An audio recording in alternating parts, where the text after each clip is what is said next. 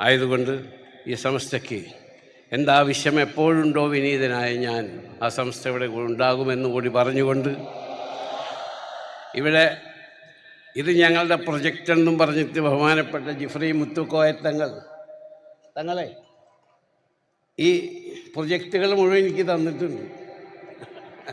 അപ്പോൾ ഞാനതിങ്ങനെ വായിച്ചു നോക്കി. അപ്പോൾ പറഞ്ഞത് വലിയ പ്രൊജക്റ്റുകളാണ് ഇൻഷാ അല്ലാഹ്. അപ്പോൾ എന്തെങ്കിലും ഒരു പ്രൊജക്റ്റ് ഞാൻ പറഞ്ഞില്ലെങ്കിൽ തങ്ങൾക്കൊരു വിഷമാവും അല്ലേ തങ്ങളെ? ഇൻഷാ അല്ലാഹ്. അപ്പോൾ ഇതിൽ മനോഹരമായൊരു പള്ളി 7.5 കോടി റുപ്യാണ് ഇപ്പോൾ കാണിച്ചിട്ടുള്ളത്. ഇൻഷാ അല്ലാഹ് ഈ പള്ളി തങ്ങളതിൽ ഇനി കൂടിയാലും ശരി ആ പള്ളി ഞാൻ പണിത് തരും ഇൻഷാ അല്ലാഹ്.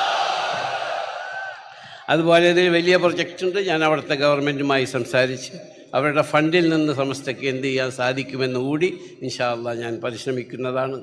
ബഹുമാനപ്പെട്ട